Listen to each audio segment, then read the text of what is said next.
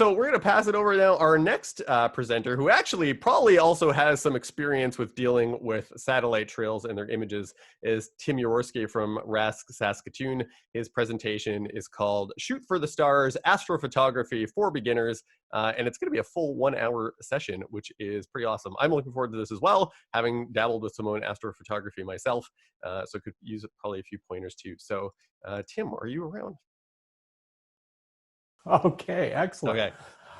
Well, I guess in answer to your question, yes, I have had some experience with the Starlink satellites, and it was both breathtaking and disturbing at the same time.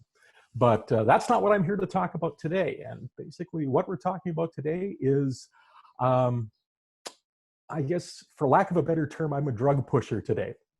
I'm giving you a chance to have your first try at astrophotography and hope that you will become as enthralled and hooked on it as I am. So that's what today's all about, is literally Astrophotography 101, the most basic way to get started in astro.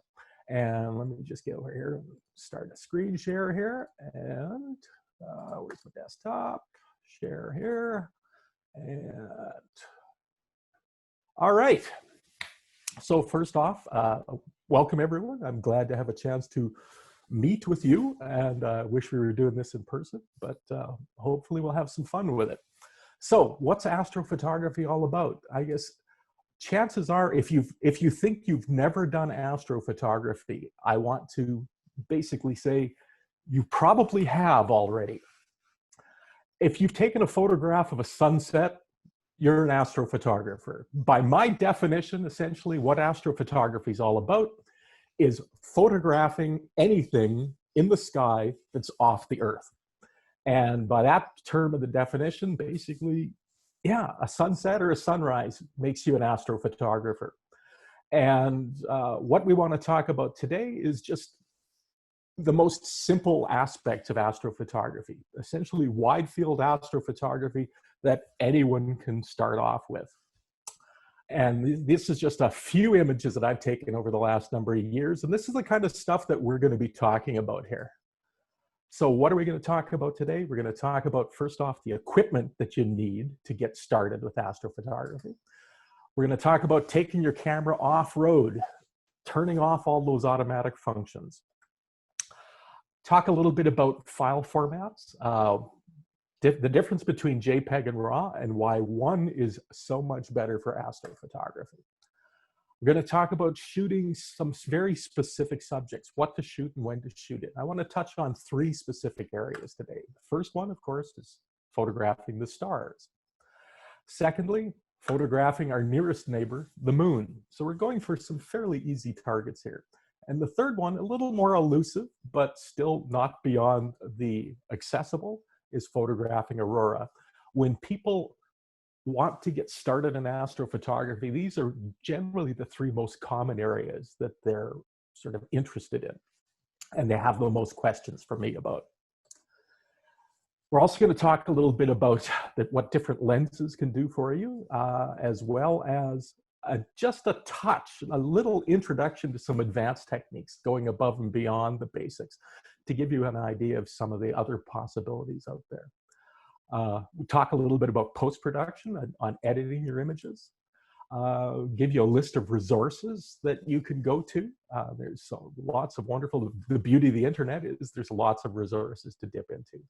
And of course, at the end, if there are any questions, please feel free while the presentation is going on to put any questions in the chat or in the Q&A. And Matthew will be keeping an eye on those for us. And we'll have some time at the end to be able to talk about those. So let's get started. What's the basic equipment?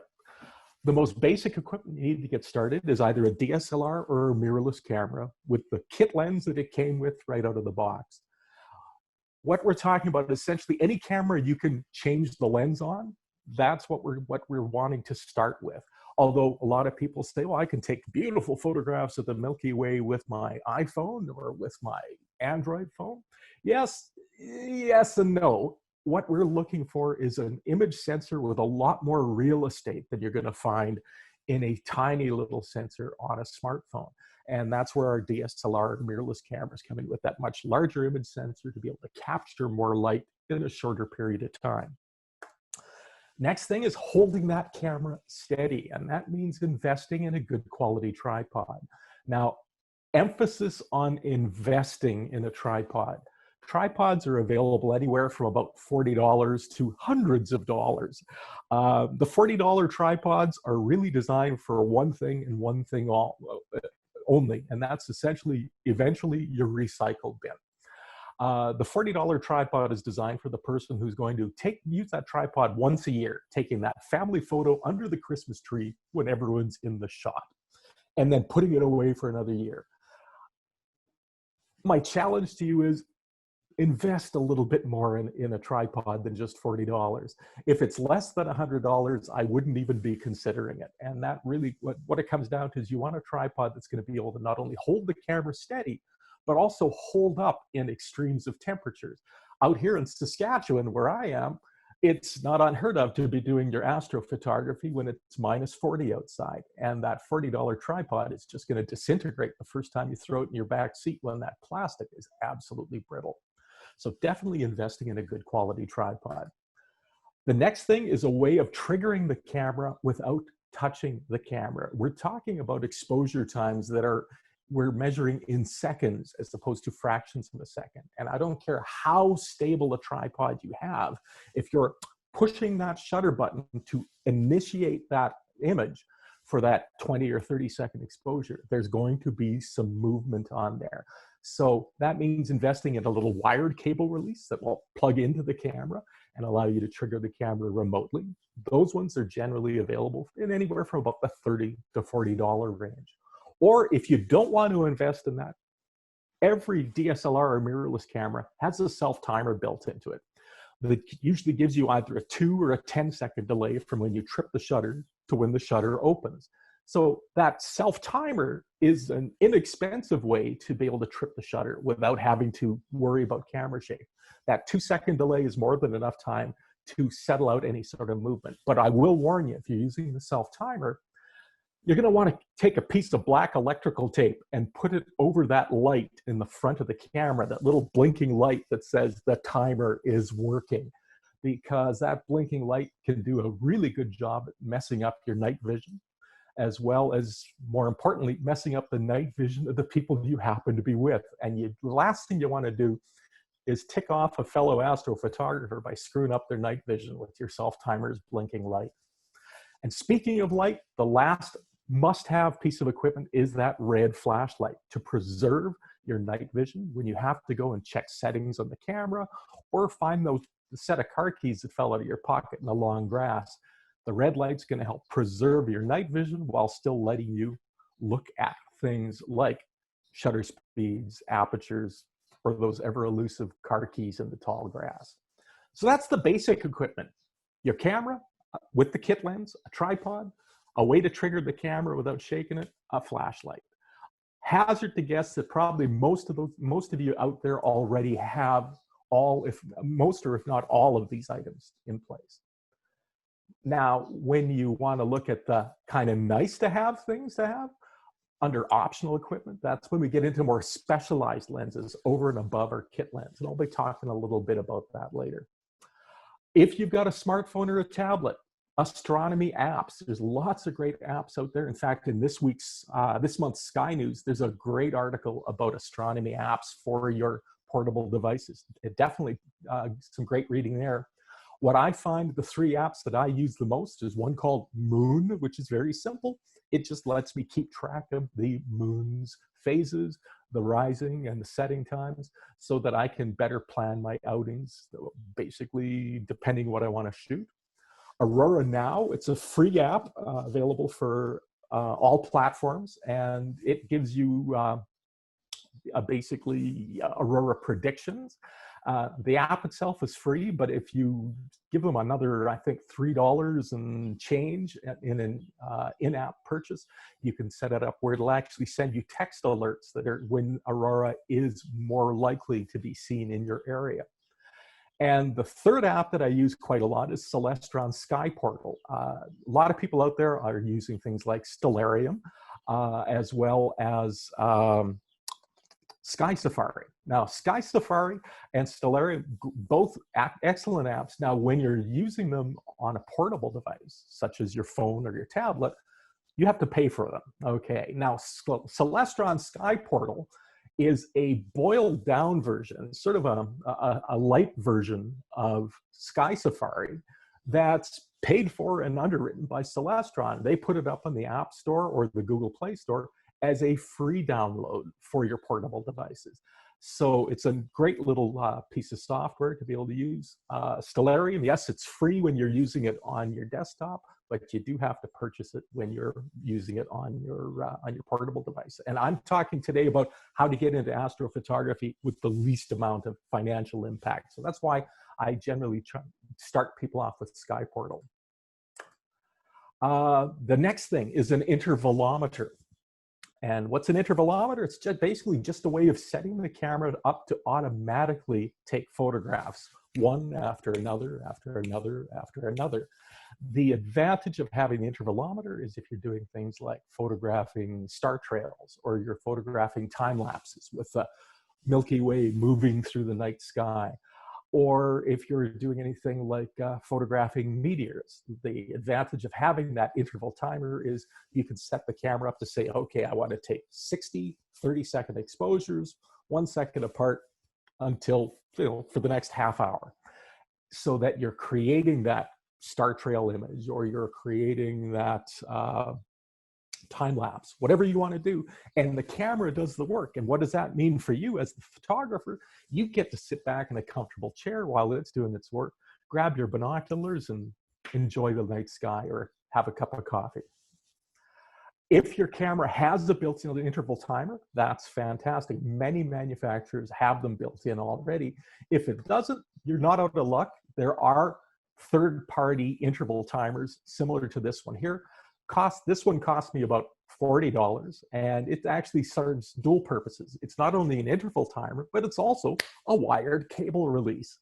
So instead of spending, $30 or $40 on a wired cable release that says Canon or Nikon or Pentax or Fuji on it, spend $10 more for one that has a brand name called Shoot or whatever you find.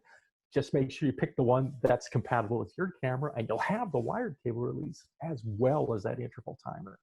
The advantage of this one, though, is that it allows you to go to longer shutter speeds than the camera will. The camera's interval timer really limits you to no more than a 30-second exposure. With this one, I can program it to, if I want to do a series of 5-minute exposures or a series of 10-minute exposures, if I'm doing things like guiding and tracking. So it's a lot more versatile than the camera's built-in interval timer. Next thing, hand warmers with tiny little bungee cords, almost like little scrunchies. And the hand warmers, although the name is hand warmer, and yes, there's the hand warmers, there's the scrunchies, but they're not really for your hands. Yes, you can put some in your gloves if you're feeling a little chilly, but what I'm using them for is wrapping around the lens itself. What they're doing is they're basically there to keep condensation and frost off your lenses. Condensation, if you're talking about, dew in the summer months. Frost, when you're talking about astrophotography at -30 out in the prairies. They are designed to basically keep your hands warm, but it's a gentle, radiant heat. And by attaching them to your lens, it's similar to using a heat wrap that you'd have on your telescope to help keep your lenses clear. At the Saskatooon Summer Star Party a couple of years ago, we had a beautiful night one Thursday evening from 10 p.m. to 4 a.m. It was just absolutely gorgeous. Wasn't a cloud in the sky, but the dew was incredibly heavy. And by 4 o'clock in the morning, when it was time to wrap up, I had 2 cameras, a telescope, and binoculars all running, and everything was just absolutely drenched in condensation from the dew. But my lenses were clear as a bell throughout the entire evening on just one hand warmer.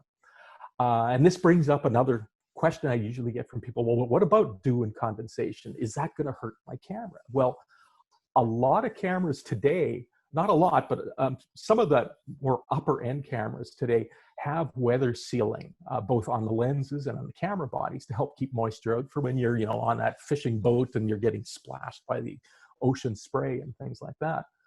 But when we're talking about dew and condensation, only one of my cameras and a couple of my lenses are actually weather resistant. The other cameras are not, and I've never worried about dew and condensation or frost on my cameras, even the non-waterproof ones, as long as you take good precautions of drying them off properly. The last thing you want to do is take a towel and wipe it off. The minute you put a towel against that, you're going to break the surface tension of that moisture, and that's how it's going to seep into the nooks and crannies of your camera and lenses and cause you problems. What I do instead is, when I get back into the house or back into wherever I'm coming in from observing and shooting, I just let them sit there and naturally evaporate. Let the moisture and condensation and frost naturally just melt away and evaporate. And I'm not breaking that surface tension, and I'm not worrying about damaging my cameras. The next thing in optional equipment is, this is when you decide, okay, I've had fun with my 30-second exposures, but I want to get in a little bit closer, or I want to shoot longer exposures. And that's when a motorized tracking mount comes into play. And then lastly, of course, binoculars or a telescope. There's going to be times when you're going to let the cameras be doing the work for an hour or 2 hours if you're doing something like a time lapse. What are you going to do in the meantime? Well, observe, take a look around the sky. And that's where sitting back with your binoculars or telescope will give you something to do while the cameras are doing the work. So let's talk about heading off-road. And when we're talking about heading off-road, we're talking about our cameras and taking the cameras out of the preset settings that are there. Every camera, when you open the box from the manufacturer, is set to automatic everything. Autofocus, auto exposure, auto white balance, auto ISO capability, the whole 9 yards. Everything is automatic. The whole idea being they want people to open up the box, put a charged battery in it, and start taking photographs and say, wow, this is working for me.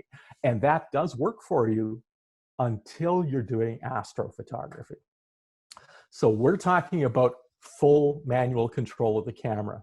And by full manual control, I mean taking the camera first off into manual exposure control, turning off that P for program and going into M for manual, and manually controlling your shutter speed and manually controlling your aperture.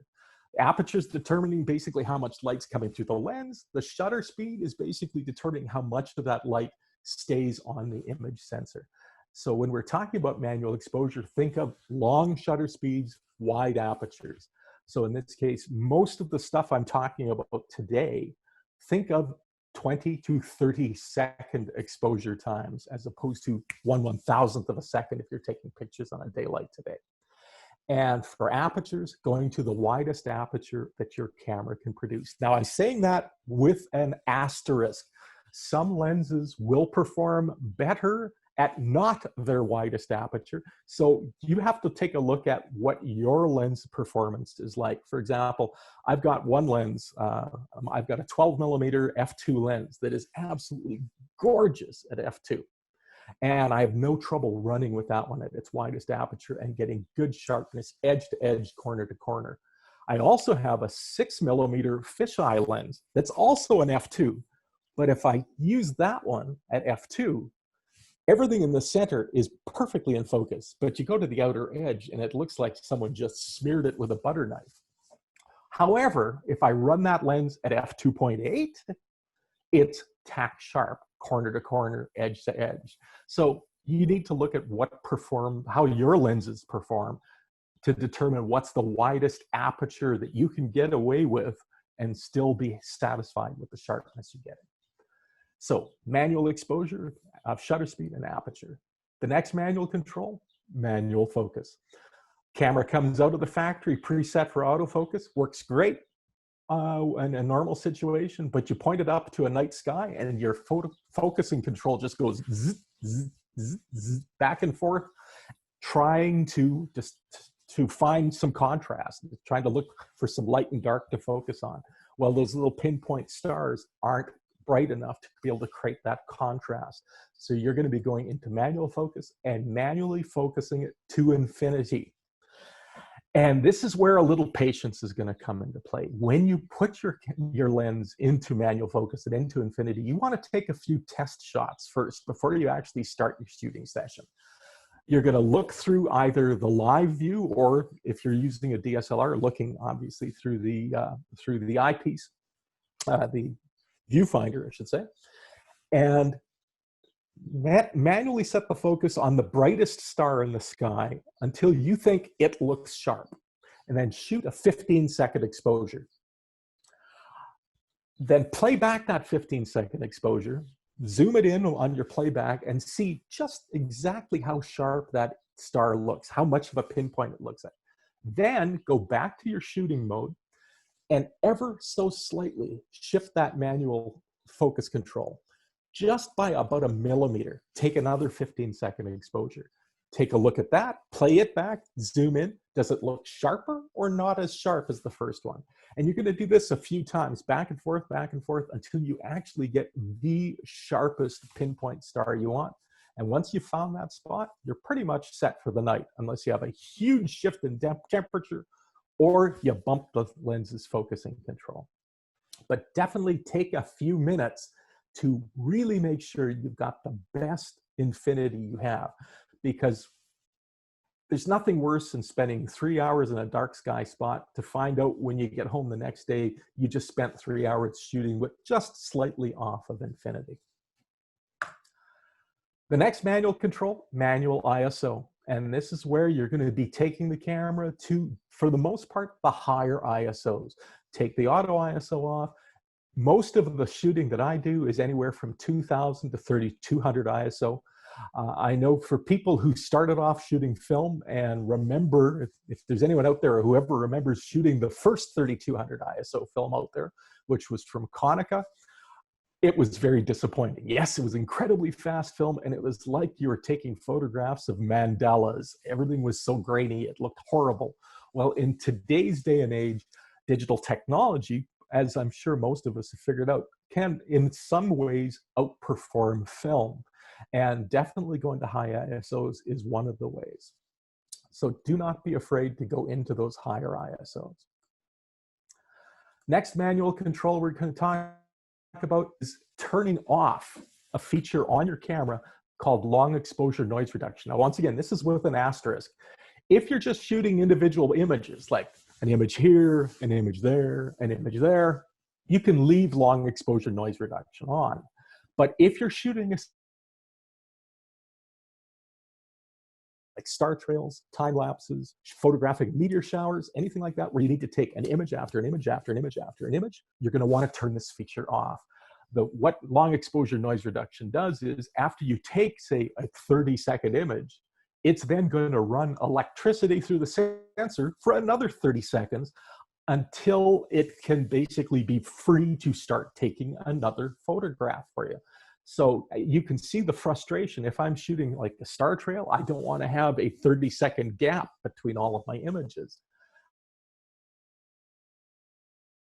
I guarantee you that fireball is going to come through right in that dead 30 seconds when the camera's just running electricity through it. The advantage of turning off long exposure noise reduction is you're going to save battery power too, so you'll be able to shoot more images throughout the night. And if you're worried about that digital noise that's going to happen, that's where techniques, more advanced techniques like image stacking come into play, or there are also post-production ways to help to reduce some of that long exposure noise. Image stabilization. If you have a lens that's image stabilized or a camera body with image stabilization, turn it off. Image stabilization is designed to do one thing and one thing only, to help soften out camera shake when you're hand holding a lens, and a lens and camera combination. Does a great job when you're doing that, but when you put a camera onto a tripod and leave, realize it sounds counterintuitive, but you're affecting the quality of your images. Image stabilization, basically what it does is it either shifts the image sensor or shifts an element in the lens to help soften out that camera shape. And if you're on a tripod, it is still waiting to do some work. And it's kind of like that 4-year-old who's been running around tearing up the house. And you say, look, for the next 5 minutes, just sit still in the couch. So what does that kid do for the next 4 or 5 minutes? Sitting in the couch, but not sitting still, just waiting like a wound up spring till they can get off the couch. And that's exactly what image stabilization is doing on a tripod. So turn it off, improve the quality of your images, and once again, use less battery power. The last thing I want to talk about when it comes to the actual camera settings are file formats. Camera comes out of the factory preset to be able to shoot JPEGs, and JPEGs are designed to give you a compressed file that uses a lot less memory, so you can basically record more images. Now, in the early days, when I talk about early days, 2002, I can remember when where I worked, we got our very first 1 GB memory card. And I'm sorry, 1 GB memory card. That was it. And it was a miracle. It's like, oh my God, this thing's absolutely incredible. That 1 GB card in 2002 sold for $6.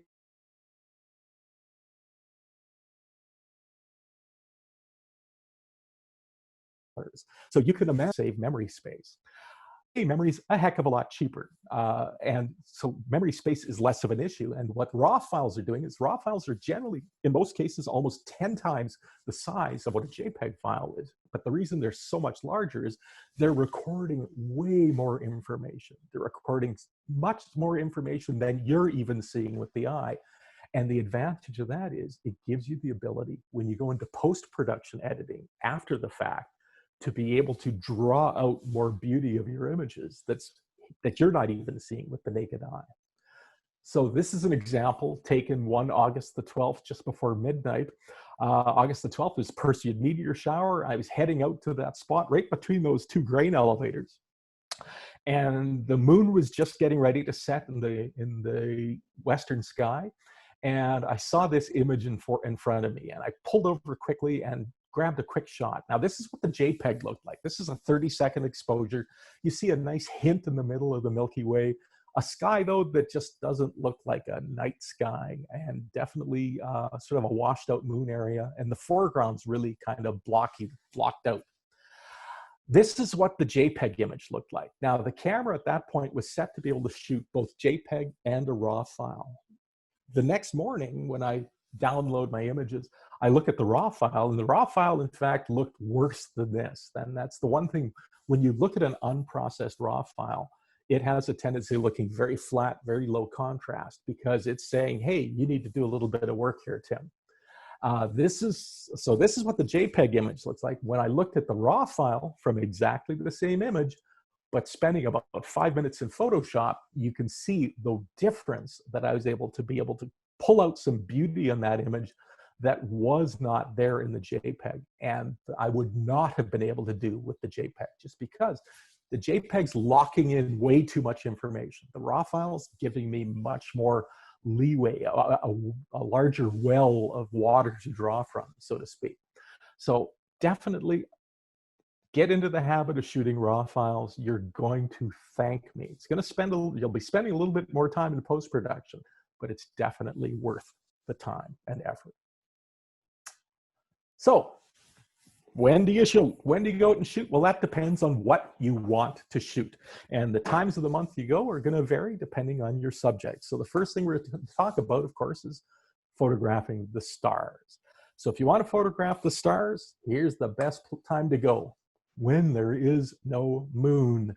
Best results in a moonless night. The moon is a beautiful white reflector that is just reflecting that sun's rays onto the earth and doing a really great job of screwing up our night sky as well. Sorry, Mr. Moon, but that's the way it is. So I always take a look at my moon apps, or look at my calendar, or look at the Observer's Handbook. when's the moon going to be full? And that's usually when I'm putting my camera equipment away, unless I'm actually shooting for the moon at that particular time. Or look for when you have those waxing or waning crescent moons, then it's not going to be in your way for very, very long. The other trick when photographing the stars is get out of Dodge, get away from city lights. And when we're talking about light pollution, I know it's sort of near and dear to all astronomers' hearts. This is an example of Orion taken from my front yard, just over there. And this is a 15-second exposure, 3200 ISO of Orion. Facing south, obviously, and behind me is a school right across the street, and that's from the schoolyard lighting is illuminating the trees, and every car dealership and big box store below Orion is messing up my night sky as well. But hop in the car, drive 45 minutes, and that's what Orion looks like in a 30-second exposure. So that's the advantage. I'm preaching to the choir here, I realize, but that's the advantage of getting out of town, is being able to capture a lot more of the fainter stars and pick up a lot more of the nuances, things like the Orion Nebula and the gorgeous redness of Betelgeuse. Thank you, Betelgeuse, for coming back. Okay. And if you really go where it's nice and dark, this is down at Grasslands National Park. If you're ever driving through southern Saskatchewan, make a point of stopping at Grasslands. It is absolutely gorgeous. It's literally the second darkest sky that I've ever been in. And that particular night wasn't a great night for seeing. A lot of air glow, and as you can see, some low altitude clouds there in the southern horizon, but absolutely magnificent skies down there. Milky Way season. Oh, whoops, come back here. There we are. So we're at Milky Way season right now. A lot of people, when they're photographing the stars, it's like, I want to get one of those really great Milky Way shots. So what's Milky Way season? Milky Way season is essentially from March till October, when we're looking in towards the galactic core. And we're seeing the thicker, more dense part of the Milky Way. The Milky Way is there all year round, but of course in the winter months, we're looking towards the outside, but so we're not seeing as dramatic a looking Milky Way. But definitely Milky Way season is an astrophotographer's exciting time, I guess. The other thing to worry about, even when you get out to the dark skies, making sure you're waiting till it actually is dark. Of course, we're in summer. We're coming up to the summer solstice right now. Once again, I'm preaching to the choir here. We know we don't have a long window of darkness in the summer months. Yes, it's nicer and warmer, and usually the worst things we have to contend with are mosquitoes out here. But this is an example of the night sky about an hour after sunset in a 30-second exposure. And it looks not much more different than a daytime light, except those faint little stars. So definitely take the time to be able to make sure that it is really dark, unless this is the kind of photograph you want to get. So sort of recapping in the stars, we're talking about those long exposures, those 20 or 30-second exposures, high ISOs, moonless night, get out of town, wait until dark. Nice thing about winter is basically an hour past sunset, you've generally got some really good darkness to go with. Just make sure you dress for the weather, obviously. And the other thing in wintertime, making sure that you've got extra batteries with you. Cameras generally have no trouble working to about -30 or -40, but batteries definitely do. So make sure you're keeping the batteries, those extra batteries, warm and close to you, and have them available to be able to pop in there. And of course, in the summertime, wait at least a couple of hours past sunset until you can get into that really, that good astronomical darkness. And of course, that's going to vary depending on your latitudes. Next, we're going to talk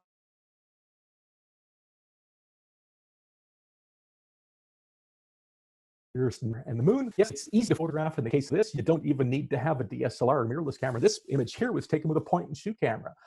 Granted, a point-and-shoot camera with the equivalent of a 3,000mm lens on it. But unless you're a person who's actually physically studying the moon, I guess, I generally have a tendency of not taking moon images like this. My astrophotography is less in the scientific end and more in the artistic end.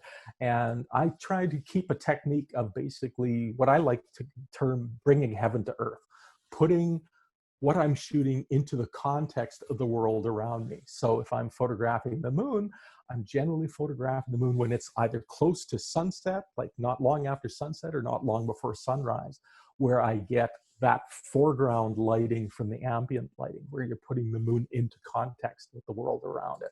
Same idea with this. Oh, come back here. Come back. Here we are. Same idea with this shot here, where this is taken not that long after sunset, and you're seeing the moon in conjunction with the world around it. And that doesn't mean you're just relegated to photographing only the full moon. Of course, get up early in the morning, just before a new moon, and you can capture images like this, 2% waning crescent moon, which I'm not sure if it's coming through on the live stream or not, but there's also just above and to the right of that Mercury sort of poking in the shot there. This was taken 1-35 morning, about 45 minutes before sunrise. But a couple of days before that,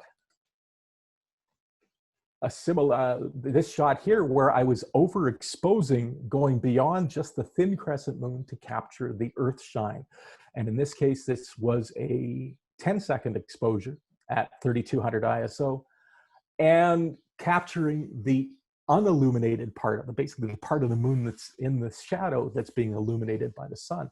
And a sort of a bonus in that image is 3 other planets, not including the Earth, where we had Venus, Mars, and Mercury all joining the party.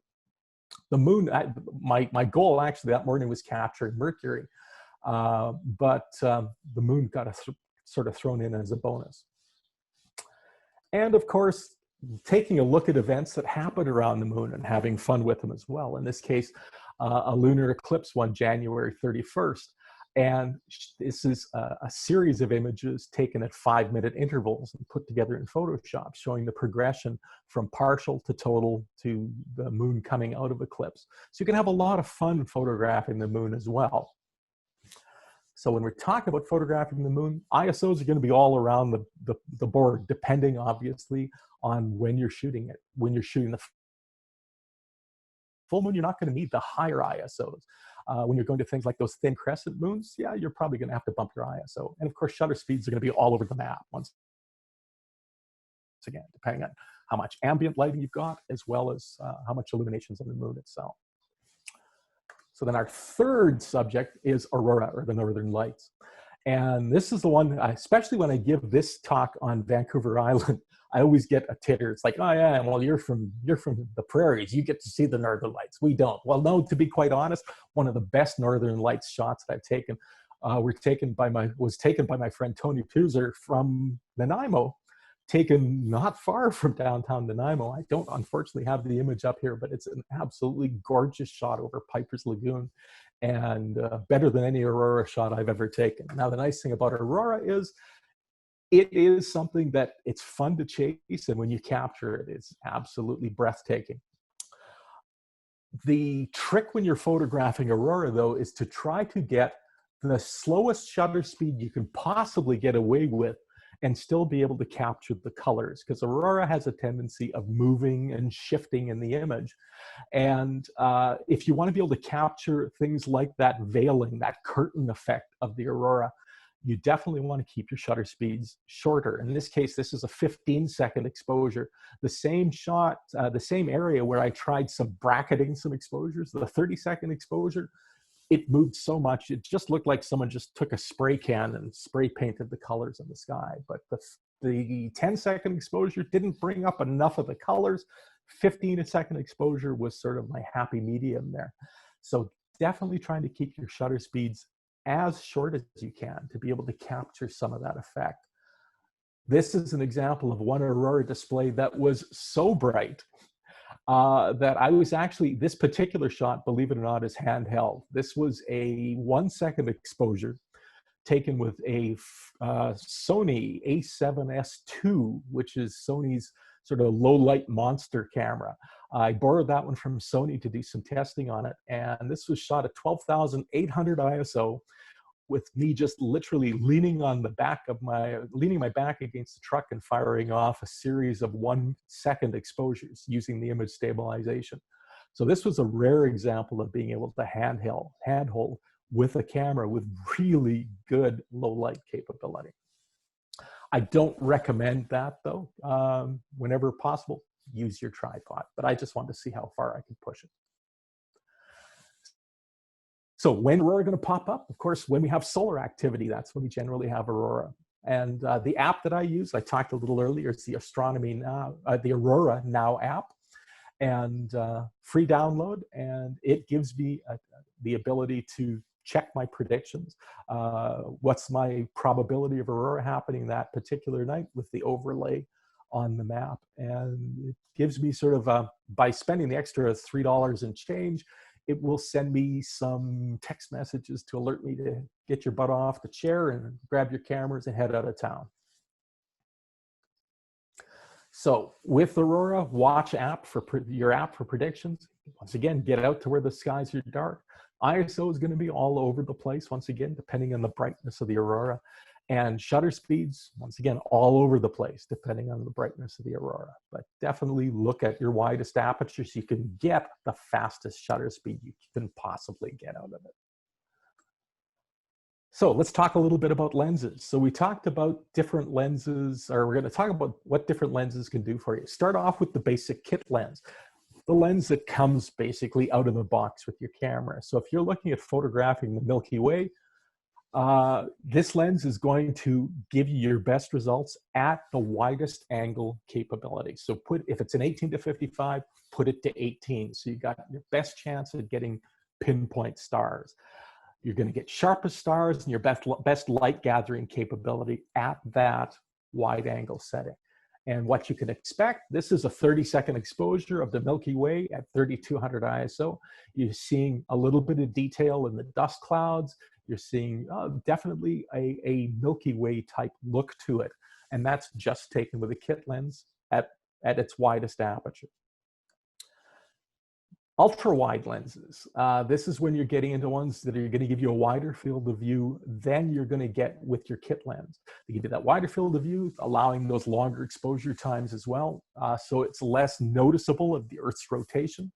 And they have a tendency of being prime lenses, as in non-zoom lenses, which generally means wider apertures. This particular lens, it's a 12mm f2 lens, which performs very well at f2 for good sharpness.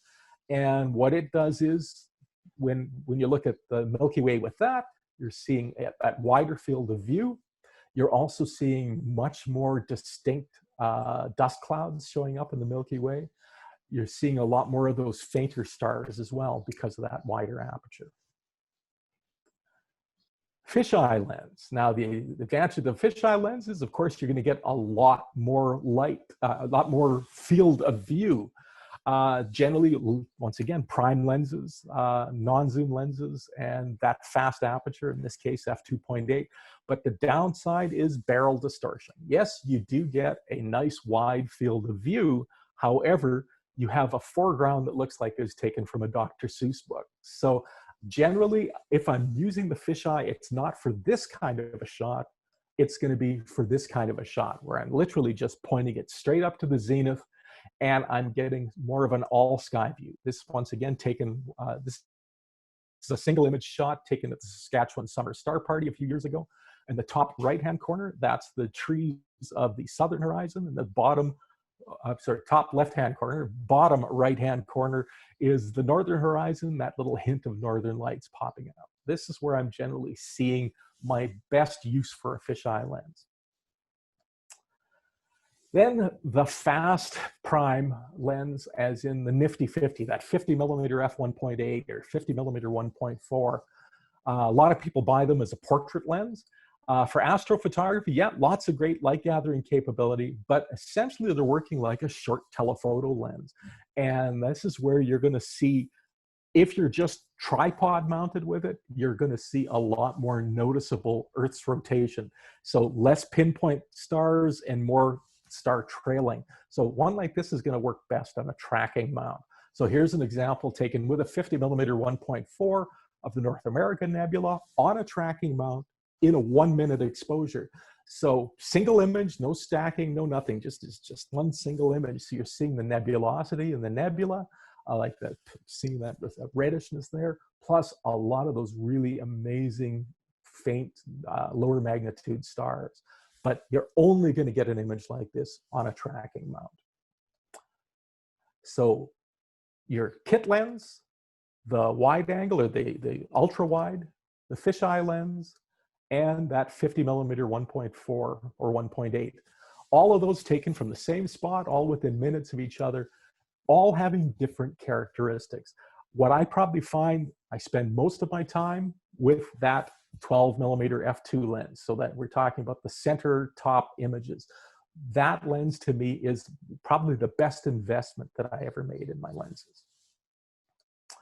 And then the last lens I want to talk about is that 70 to 200 f2.8, that sort of extreme fast telephoto lens. Yes, you can get a lot greater detail in your images, much better light gathering capability and sharpness than you're going to see in your traditional consumer grade lenses.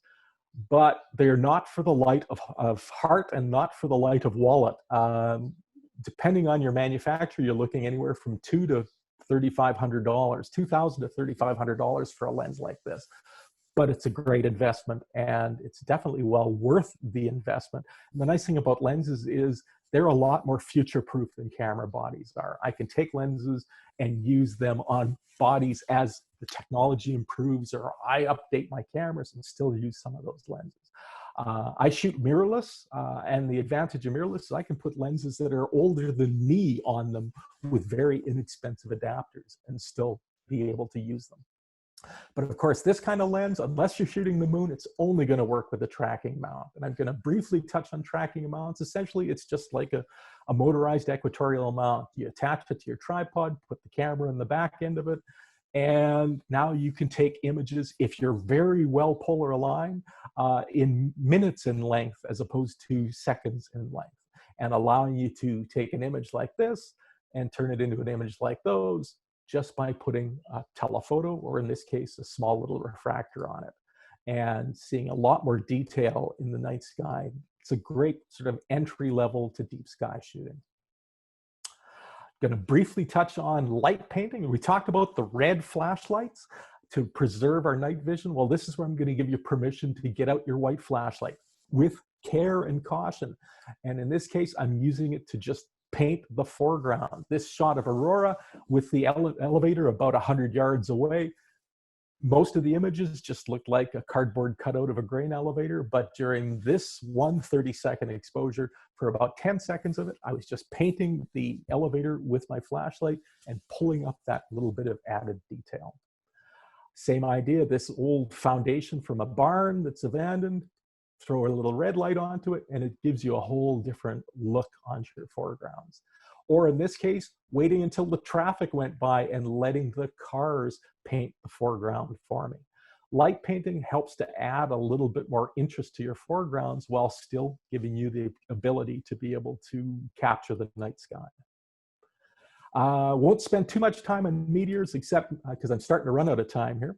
But basically, the thing about meteors, it's catch as catch can. You never know when they're going to pop up. This particular night, the last thing on my mind was meteors. I wanted to photograph 3 o'clock in the morning, 1 August. The only people on the highway were me and truck drivers. And so I get the Milky Way rising over this little prairie town and waiting for the trucks to come by to create this sort of warp speed type image. And it wasn't until the next day that I realized I was so focused on the foreground that I missed missed viewing with my eyes that beautiful meteor that went through and by the Milky Way. They pop up when you least expect it, and when's the best time to obviously get them? Meteor showers, and I'm not going to spend too much time in this just because, once again, we're running out of time, but these are the 4 that I generally usually focus on. We all know this year the Perseids are pretty much going to be a write-off because of that full moon coming up. But the Leonids and the Geminids, both are going to give us some good possibilities as long as we got some clear skies and dress for the weather. Photographing a meteor shower, that's where your interval timer comes in. You want to make sure you're shooting ideally from midnight to dawn. That's when we're going to have our best meteor count. Widest angle lens you have, pick a direction in the sky and hope you've picked the right direction, and just basically set your ISO to 3200, your shutter speed anywhere from 15 to 30 seconds, depending on the darkness of your sky, fastest aperture, and just let the interval timer do its thing, one after another after another. And while it's doing its thing, you can sit back in an armchair and enjoy the show. Star trails. I've been talking about having stars that look like stars. This is where your stars are not going to look like stars. This is where you're going to basically show the Earth's rotation. And that's a whole session in itself. That's why if you go to my YouTube channel, go to Living Sky Guy, I've got a little 15 or 13-minute video there on capturing star trails, how to photograph them, and how to do the post-production work on them. So definitely take a look at that. And briefly on post-production, there's lots of different software out there. I'm a big fan of Photoshop because, hey, I like spending $10 US a month, but it's worth it to me. Those three pieces of software, Bridge, Photoshop, and Lightroom, work together to do amazing work with my astrophotography.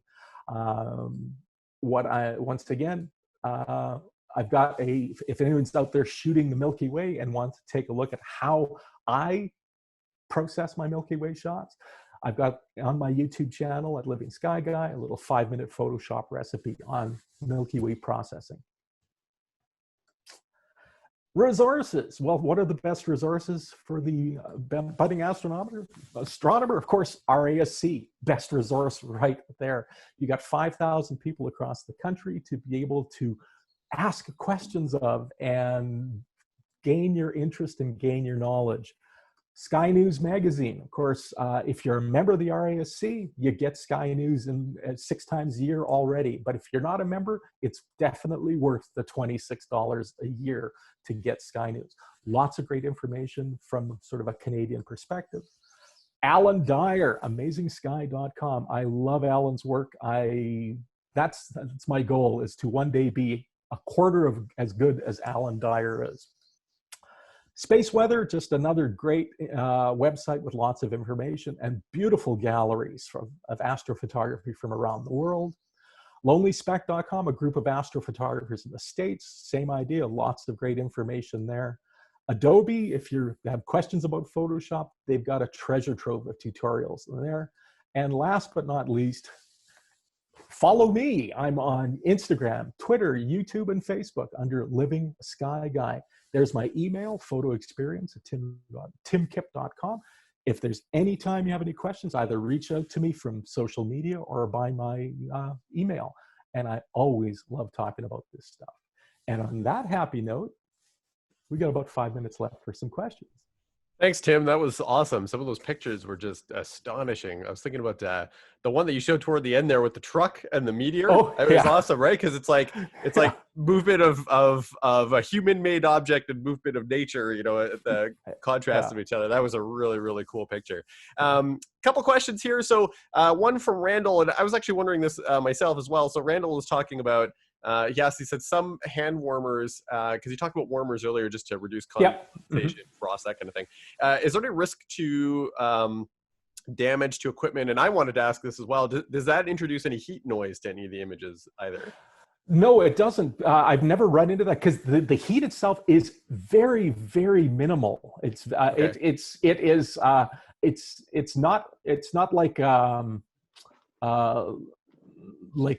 going to the washroom and using one of those hand dryers. The heat itself, these aren't hand warmers, right? These are specific wraps. Okay. No, basically they're the ones that you get. They're sort of a single-use thing. You open it up, you give it a shake, and you wrap it on there. And the heat is so gentle that it's not hot enough to burn or melt anything, and it definitely doesn't create any heat rays coming up. Cool. Question from Eric, talking about using an equatorial mount for certainly longer focal length. For the wider focal lengths, do you recommend using an EQ mount to reduce sky motion for longer exposures at all? If you are, I know myself, if I'm shooting with my 12 millimeter, where it's because I'm shooting with a crop sensor, it's essentially the equivalent of an 18 millimeter. I can get away with 30-second exposures that are tripod mounted without having to worry about that. If I want to, for example, I've got one shot that I took of the ISS. It's a 5-minute exposure of the ISS going through the Milky Way, and I wanted one continuous 5-minute exposure. So in that case, yes, I did that one on a tracking mount. Of course, what it does in the foreground is it blurs your foreground. But generally speaking, if you're keeping your shutter speeds under 30 seconds, you don't have to be on a tracking mount. But the advantage of going on a tracking mount is I can stretch out those exposures to a couple of minutes with my wide angle and go to a lower ISO and have less digital noise. So it's a balancing act. Cool.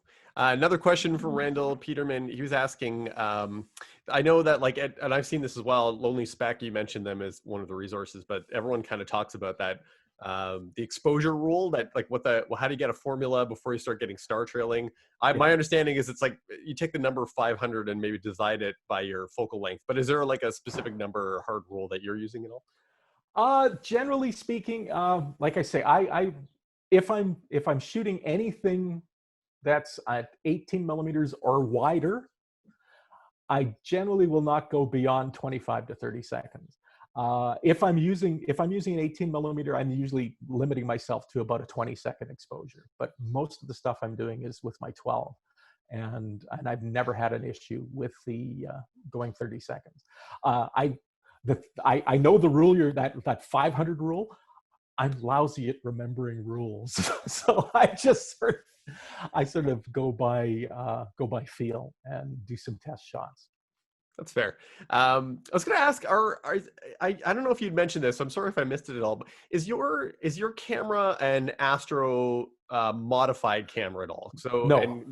Because my understanding is that basically filters are placed on sensors to filter out some infrared light, but some of that you actually might want from shooting the sky. So would you recommend making those modifications at all to cameras? For people who are just starting out, no, because it's expensive to do, obviously. But when you get to the point where once you've gone beyond that, wow, this Milky Way shot is nice and that sort of stuff is nice, but I want to go to the next level, yes, that's where getting into a modified camera is going to come into place. And it's not an inexpensive process. First off, when you modify a camera, you've basically taken it out of the marketplace for doing anything but Astro. And that being said, for example, I do have one modified body, and I've used it very sparingly because I haven't had time to really spend a lot of time experimenting with it like I'd like to. And mainly because the last couple of years have just been a bit of a whirlwind for me. But it's sitting in the, right now it's about a $500 investment that's not paying for itself, but it will soon. Yeah, believe me. Question here from Ken Jackson. Are there advantages of going mirrorless for astrophotography versus a mirrored camera? Okay, the biggest advantage that I find with mirrorless cameras is that it opens up a wider selection of lenses to you. When you're shooting with the DSLR, the advantage you have a DSLR is you get a lot better battery life out of a DSLR because it's less battery dependent than a mirrorless. With mirrorless, first off, the bodies have a tendency to be smaller. The lenses are, the batteries are also smaller, which means you've got less capacity and a camera that's using more battery power. So yes, it's harder in batteries, but the advantage that I have with mirrorless is, as I sort of alluded to earlier, I've got lenses right now. I've got a Takumar 300 millimeter f4 lens that I paid $400 for, or I'm sorry, $100 for. That's a thread mount lens. This lens is like 40 years old. And with a $30 adapter, I can put it on my mirrorless camera. I can't do that with the DSLR. So I've got a Takumar 50 millimeter 1.4 that cost me nothing that I can use for my Astro. I've got lenses that I bought 45 years ago that I can use on my mirrorless camera. I couldn't do that with a DSLR. That's surprising. It seems counterintuitive. I almost thought that if the camera that doesn't have, it's not like, like requiring the mechanical energy to move a Yeah. mirror, that it would actually last longer in terms of battery life. Yeah. Well, but the main reason that it's using more battery life is that you're always running power through the LCD, whether it's Gotcha. the rear panel or not, right? Right. And with the DSLR, I can shut off the rear panel and basically save a lot of battery power from that standpoint. What are there any shortcuts you would recommend to people? Like, say they want to get into this, but they don't have all the money to drop on lenses, a camera, tripod, but they're like, hey, let's take, what are some opportunities someone, even just say using a camera phone, can go and maybe shoot something just to get started with?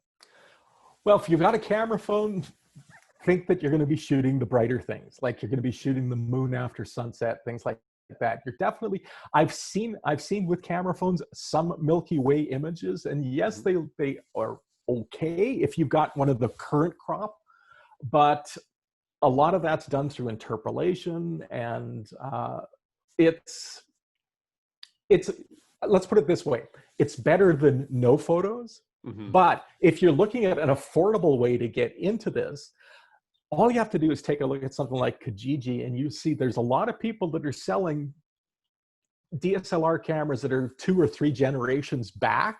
Yeah. That it's like one of the cheapest investments a person can make to get started is a used DSLR.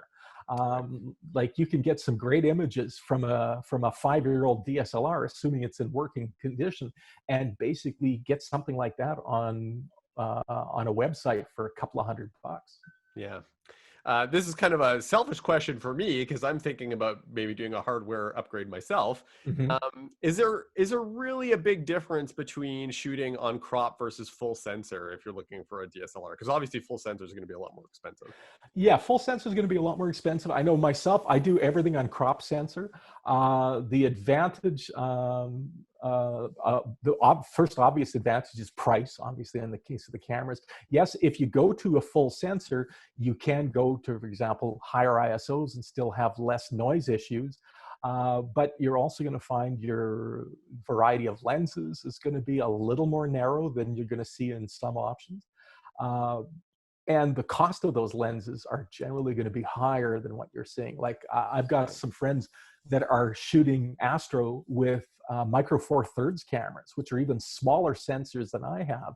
And if you take a look at some of the crop of Olympus cameras, they've got some beautiful astrophotography related capabilities built into the camera, and you can do some really nice stuff even off a smaller sensor. So I've never regretted shooting with a crop sensor.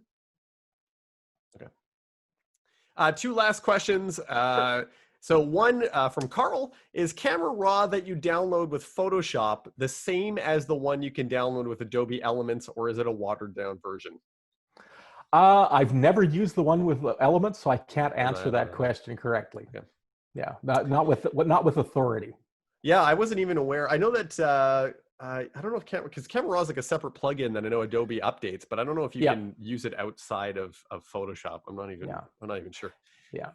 Okay, another one from Jeremy Morse. What is your opinion about Star Tracker versus go-to mounts for beginner astrophotography? How does one decide? 2 schools of thoughts. I know myself, I'm wishing to God I had a go-to mount right now, and I don't. And the main reason, I guess what it comes down to, it's I sort of liken the difference between a go-to mount and an equatorial tracker, like I'm using a Skywatcher, Star Adventure. If you really want to learn the night sky, then don't start with a go-to mount. That's one of the reasons why, for example, you look at the Explore the Universe program through the RASC says, yeah, don't use a go-to mount. What's the whole idea of learning the night sky if you're going to let a machine do it for you? So my goal at this point is to better learn my targeting and learn what I'm looking for in the night sky, so that one day, once I feel confident, yes, I know what I'm looking at, then I'm going to spend the money on a go-to mount and let it do the driving. It's kind of like, I liken it to learning to drive a standard before you learn an automatic.